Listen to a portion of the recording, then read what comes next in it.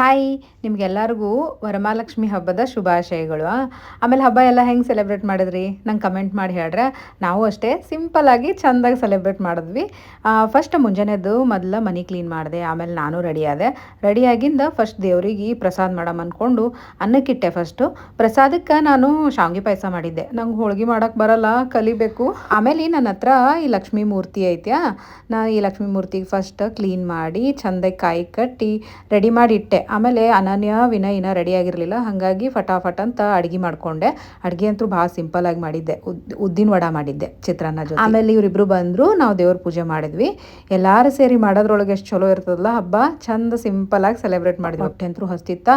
ಊಟ ಮಾಡಿ ಫಟಾಫಟ್ ಅನನ್ಯಾಗ swimming class ಕರ್ಕೊಂಡು ಹೋದೆ. ಸ್ವಿಮ್ಮಿಂಗ್ ಕ್ಲಾಸ್ ಮುಗಿಸ್ಕೊಂಡು ಬಂದಿದ್ದು ಹಾಗೆ ಫಟ್ ಅಂತ ರೆಡಿಯಾಗಿ ಮತ್ತೆ ಸ್ಕೇಟಿಂಗ್ ಕ್ಲಾಸಿಗೆ ಹೋದ್ವಿ. ಶುಕ್ರವಾರ ದಿನ ಆಕಿನ ಸ್ಕೇಟಿಂಗ್ ಕ್ಲಾಸ್ ಇರ್ತದ, ಮಿಸ್ ಮಾಡಂಗಿಲ್ಲ. ಹಾಗಾಗಿ ಆಕಿಗೆ ಸ್ಕೇಟಿಂಗ್ ಕ್ಲಾಸಿಗೆ ಕರ್ಕೊಂಡು ಹೋದ್ವಿ. ಆಕಿ ಸ್ಕೇಟಿಂಗ್ ಕ್ಲಾಸ್ ಮುಗಿಸಿಂದ ಅಲ್ಲೇ ಕಾರ್ನಾಗೆ ಆಕಿಗೆ ಫಟ್ ಅಂತ ರೆಡಿ ಮಾಡಿಸಿದೆ.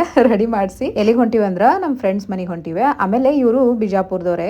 ಪೂಜಾರ ಇಷ್ಟು ಮಸ್ತ್ ಮಾಡಿದ್ರಲ್ಲ ಅಕ್ಕ, ಅದ್ರ ಜೊತೆಗೆ ಅಡಿಗೆನೂ ಅಷ್ಟೇ ಹೋಳ್ಗೆ ಮಾಡಿದ್ರಪ್ಪ. ನಂಗರ ಒಂದ್ಸಲ ಮನಿ ನೆನಪಾಗ್ಬಿಡ್ತಾ. ಊಟಾರ ಭಾಳ ಚಲೋ ಆಗಿತ್ತ. ಚಂದ ಊಟ ಮಾಡಿ ಅವ್ರ ಜೋಡಿ ಮಾತಾಡಿ ಬರೋದ್ರಾಗೆ ಮನೆಗೆ ರಾತ್ರಿ 11 ಆಯ್ತಾ. ನನ್ನ ಕಾರ್ನಾಗೆ ನಿದ್ದೆ ಹೊಡೆದ್ಲಪ್ಪ.